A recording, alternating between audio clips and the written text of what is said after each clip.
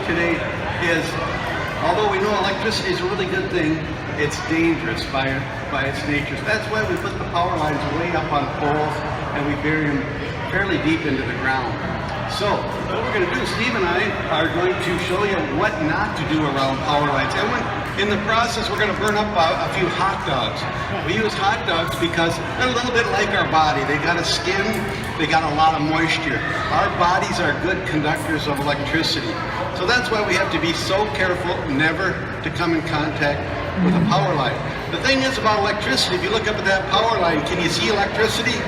You can't see it, you can't smell it, you can't hear it.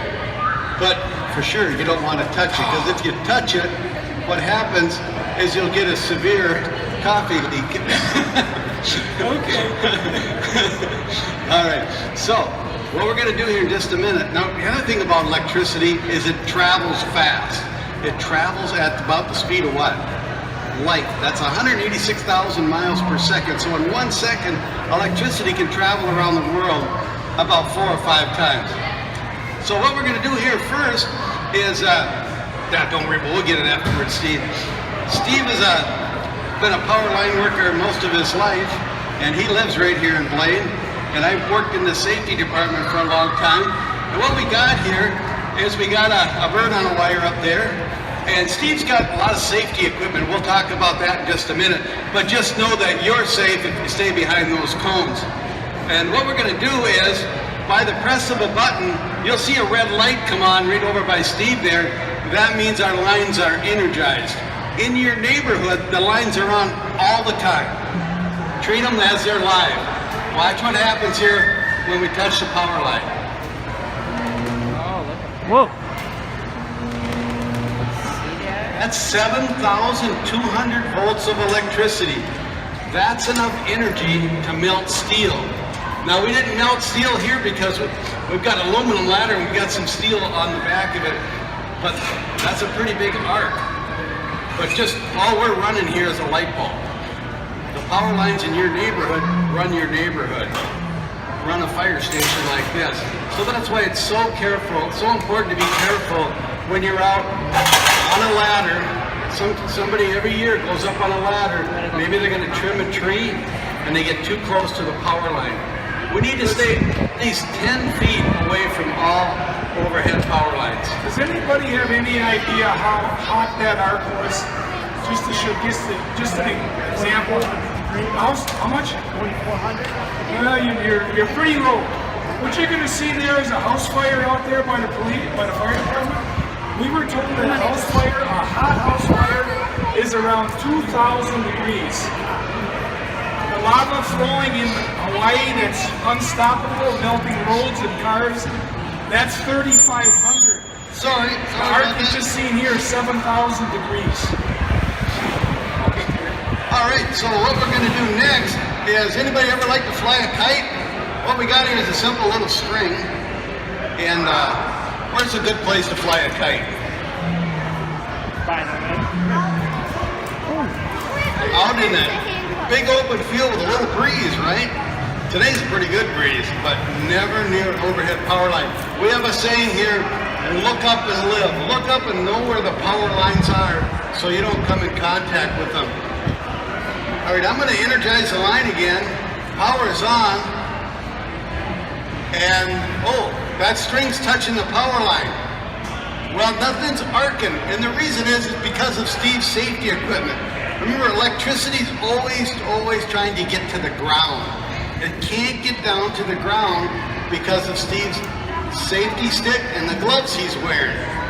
But we're going to make that kite string burn by touching it to 2 wires. The lower wire we call the ground or neutral wire. Watch the difference. Watch how fast the electricity burns the string. Holy shit. That's how fast it can happen. Now, if you were flying a kite, the electricity would come right down to the ground. If you were raising up a flagpole and forgot to look up, the electricity would come right down to the ground. So these wires are dangerous. That's why we put them way up in the air. So if they are so dangerous, why can a bird sit on a wire? How can the bird sit on a wire without getting shocked? Yeah. Because they're made of special, like, things on themselves. Good guess, but that's not the right answer. The bird doesn't get a shock is because he's not grounded. He's not on the ground. If the bird could stretch his wings out like that string went between the two wires, the bird stretched his wings out, touched two wires, zap, it would get burned. So just because a bird can sit on a wire doesn't mean you or I can.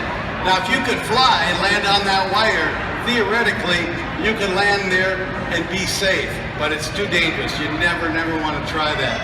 Steve, tell them how you can work safely, and then we're going to burn up one of his gloves. Okay, real quick, the stick I'm using is tested for 100,000 volts per foot. So if I'm down here at 6, 7, 8 feet, it would need to be 700,000, 800,000 volts to come down that stick. Connexus energy line voltage is 7,000. On top of that, I got the high voltage rubber gloves. These aren't the ones under the sink or at Walmart. These are tested for 17,000 volts. So that's how you see the line workers up in the bucket working on the wires with these rubber gloves on. They're sent in every 60 days to be tested. If something happens and I'm real close, might be your dad, might be your brother, maybe it's your sister working for Connexus Energy, everything we're wearing is flame retardant. It's not as heavy as the fire department's coats, but it will not burn. It won't add to the burn. You gotta wear the safety shoes. That's how I can do this type of work. All right, so now, Steve told you about these rubber gloves, and every time before we use these gloves, we have to test them. We have to make sure they have no air leaks in them. And this glove was rejected at the lab. It says rejected all over because it has a small scuff right here. Right here is a small scuff, but the top of the glove's okay. And we're gonna prove that to you. Inside, there's a metal hand with a hot dog right there on the thumb. Steve's gonna go up and do some power line work. He's working out there, out on Radisson Road, fixing the power line, and boy, he can do it.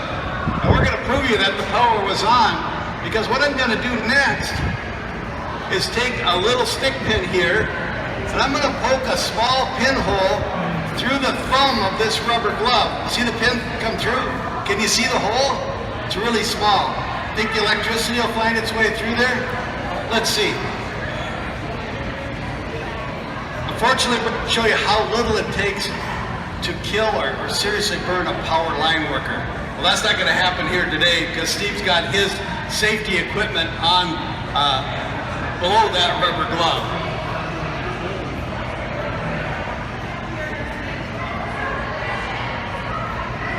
It's working away. It's working away. It's working away. And just that quick, that one little pinhole in that rubber glove, the gloves that cost $250 a pair and keeps us safe from getting a shock, actually just did that to your body and burned a hole in it. And that's still hot, isn't it, Steve? It's still warm. It goes in, usually makes a small hole. It's going to come out. Nobody knows where it's come out. None of the doctors, none of the surgeons. Nobody knows it's going to come out. If you're standing against a fence with your hip, it's going to come out your hip. If you're standing on the ground, it's going to come out your feet. It's going to come out and it's going to burn all the way through. Don't take any chances around any kind of power line. If you do see them down, just turn around and go the other way. Call the power company. Okay, Don't take any chances. Steve and I have both worked with some guys that have been electrocuted or have lost fingers or toes. So it's a risky business, but you know what? In the many years we've been working on it, it's very, very rare that a power line worker gets shot. But our message to you is if there's any work to be done around the power line, don't try to do it yourself. Call us, we'll come out, we'll send a crew out to fix it. If you see one of these power lines laying on the ground, call us. Call 911. We work at the Blaine Fire Department. Those firefighters, they do a lot of brave things. They're not going to mess with the wires though until we get there to shut the power off, to make sure they're shut off. Same with the Blaine Police. All right. Now, what we're going to show you next is buried power. What I have in my hand is an overhead power line, the kind that stretches between a pole. What I have in this hand is a underground or buried power line. It's got a little rubber coating on it. It really works great because you can't climb up into a power line like this. You can't climb a tree and get into a power line that's buried in the ground, but you can dig and get in trouble, can't you? What I'm holding here in my right hand is actually came from near the Blaine Sports Center, where we don't know if a shovel or a gopher chewed on the cable and it's caused it to start burning, but it turned that nice Anoka County sand to rock. So it's always important before you do any excavating to call before you dig. It doesn't cost a dime for you directly. All you got to do is call 2 days prior to excavating. Even if you're planting a tree, it's smart to call to make sure you don't hit a power, gas, or water line or phone line. What I've got here in my left hand is a example of when one of these came down up by East Bethel a while back, and it turned the concrete to rock. So that's how hot those wires get. Now when the wires come to the ground, we hope a fuse trips. But I guarantee you, any line worker will tell you that they've gotten out to a scene after the wire's been down a while and it's still energized. So what Steve's going to show you what happens when somebody doesn't call before they dig. Watch the window there. 1, 2, 3. Oh. I guess we didn't drain it with coffee. That's good. You see this steel shovel here? It burnt. It didn't do that right now. That happened. I took that away from a guy a few years ago, actually. I didn't take it from him. I asked him if I could have it after he dug into the wire. Unfortunately, he wasn't electrocuted. We gave him a new shovel. We did have to send him a bill for the damage to the power line. But what was happening is he was digging actually in a daycare center. They were going to put an umbrella up in the sand so the kids could get some shade. And he was digging away and he hit something. He thought it was a tree root. So what he did is he went boom like that and boom. Like you just seen it, knocked the neighborhood out of power, knocked the daycare center out of power, and it put a pumpkin tooth. We're all going to be carving pumpkins here. It looks like a pumpkin tooth, doesn't it? They put it in that steel shovel. I think we're very fortunate. He is very fortunate that he wasn't digging like this, because then the electricity would have went up his leg and probably out the other foot, and he might have been electrocuted or seriously hurt. All right. Yeah, let's talk for a minute about chords and when we'll do that ground fault. Yeah. What we got here is you think that's a good chord? You plug things in, you help out around the house sometime? You ever run a vacuum cleaner? It looks like the vacuum cleaner or maybe the lawnmower ran over this cord. We never want to use a cord like this, right? It's very important to check your cords before you plug them in. And do you think there's enough electricity there to stop your heart? There sure is. It only takes about 1/20th of 1 amp, which is about a 4-watt Christmas tree bulb. So check your cords. Check them before you plug in. What we're going to show you, Steve's got a shock. Oh yeah. When you get a shock, what happens to your body is your muscles start to contract, and sometimes you can't let go. We like to call that the electric dance. You can't let go. So how would Steve save me? Would I go up and give him a great big hug and say, I feel sorry for you? Would you try to pull me away from there? If anybody's getting an electrical shock on a cord, they will not be able to talk. How can I save Terry? I can't touch him or I'll get the electrical shock. Any idea how I can save him? Yep, you can always call 911. That's a good thing to do. But what you can do, don't touch the cord because you know the cord's bad. Grab the great big plug and unplug the cord. Okay? If you don't unplug the cord, I want you to look over here. When Terry started talking, what I did, see that hot dog? What I did, this is a 400-watt light bulb. I flipped the switch. Now the electricity is running through that hot dog just like it would have been you or Terry, okay? What it's doing, it's cooking the hot dog from the inside out. So that's why you never want to touch. Terry weighs a little more than this hot dog. It wouldn't happen this way. Maybe a couple. But here's the hot dog. We'll show you, and this is what it does. It'll actually split you open. It's a little warm. If you want to touch it, you can touch it. It's a little hot. But that's what the electricity will do to you if you're on them cords. So if you see anybody on one of those cords, you want to touch it? It's a little warm. Maybe your dad first. There you go. That's what, you want to touch it? That's what the electricity will do to you. It will cook you from the inside. You need to help the person rot away. Very good, Steve. And that reminds us too, it's so important to be safe with electrical things not near the water. Now, you're not going to see a hot dog burn here. You're not going to see any sparking. We'll show you that in a minute. But I'm going to take this light bulb. Don't ever try this at home. And I'm going to put it in this tub of water, and I'll let Steve do the operating. Oh, and that light bulb works good in there. But would you want to put your hand in there? Would I put my hand in there?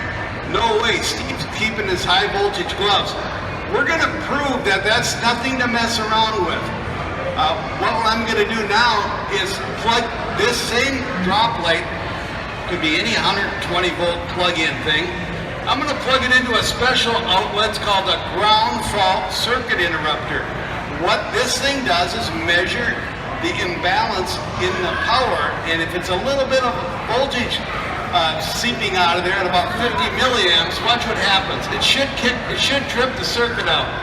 And it's such a new one it doesn't. It's not tripping it. That's not funny. Listen. Try it again. What's going on? And that just proves that GFIs don't always work. Never put anything electrical in the water.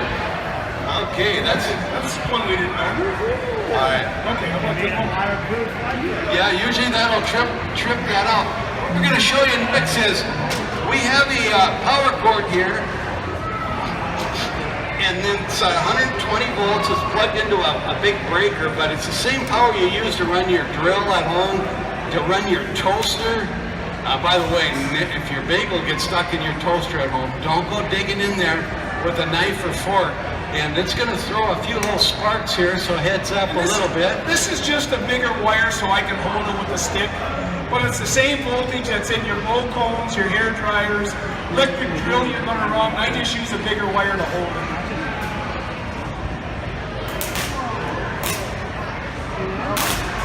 That's 120 volts. That's enough energy going through your heart to stop your heart. We're going to show you one more high voltage arc. But just one last quick reminder, watch out for those things you plug in and out around the home. Make sure you're using good cord safety. If you get a shock from anything, tell mom or dad. Get it fixed. Don't try to repair an electrical appliance unless you really, really know what you're doing. Now what we have here is a guy made out of plastic, and he's not a real guy. Oh, good. We call him the safety guy that travels around with us. But today he's not being very safe. He's going to put a new antenna up on his house. Maybe you don't want to pay the cable TV bill, so he goes and gets an antenna. A lot of people are doing that now. Gets up on his roof, forgets to look for the power line. And this actually happened to a couple guys in Coon Rapids. They were putting up an antenna. One of the guys was electrocuted. The other guy was badly shocked. Doing just this thing. What you're going to see when Steve touches the little antenna to the high voltage power line is you're going to see a flash, a high voltage arc, a 7,000 degree arc, and at the same time it's going to burn the hot dog. In this situation, that hot dog represents the strongest muscle in your body. What's the strongest muscle in your body? No, your heart. Your heart.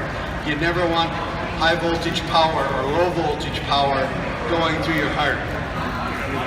So be careful when you're raising things up, climbing a tree, just be really careful. Wow. That's your body on high voltage. It's cool to see here, but you never want to see that when you're playing around your house or working around your house or your neighborhood or you're on the job. One last question for you guys, and we're going to be doing some of these demonstrations for the next few hours here. About every half hour we'll do another one. But what happens if one of these power lines comes down from a storm? We got a pretty windy day. Maybe a branch will break off and knock the power line to the ground. Maybe your power will go out. We'll come out and fix that. But what do you do if that wire's down in your yard? How many want to go and kick it out of the way? It's not sparking. It looks safe. Don't walk near it. Call Connexus Energy. We'll come out. if something's on fire, call 911. Blaine Fire will be there in a minute. Okay? And we'll work with them to get the power. If that wire comes down on your car, what do? How many say stay in the car? You are right, sir. You're right. How many want to get out of that car as soon as a wire comes down on it? You don't, because you're like the bird on the wire. You're in a dangerous place, but you're not touching the ground. When you're inside the car, you're safe. You can call 911. You can call the electric company. Will come out. The only time you want to get out is if what happens to that car. If the car starts on fire, and that can, if a power line's down on it, the energy can go through the car, through the tires, which are steel belted usually, into the ground, and the tires could start to burn. Well, now you got to get out of there. When you get out, think like the bird. How does a bird leave a power line? Does he step down to the ground? No, he flies away. What we want to do is jump out of the vehicle like this. Open the door, put our arms across their chest like this, and then jump free from the vehicle, landing with your feet together. Why your feet together? Because there's no difference in electrical potential. When power lines come to the ground, the electricity will go out from that power line or that car tire like a rock in a still pond. So there's different rings of electrical potential. Kind of complicated stuff, but just know you're safer. If she's working for the fire department, she's standing there telling me, I'm safe over here, I'm gonna hop all the way over to her, or I actually like the shuffle the feet method because it's easier. But I don't want to do this because I might go from 1,000 volts to 2,000 volts and get shot. Hey, we have for you kids over here, we got some little Connexus Energy plastic hats, just like the one Steve's wearing. We got some coloring books. We got some look up and live stickers, so if you want one of those, you sure can have one. All right.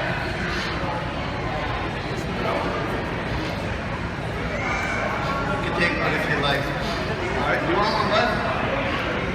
Okay, let me get these gloves outside.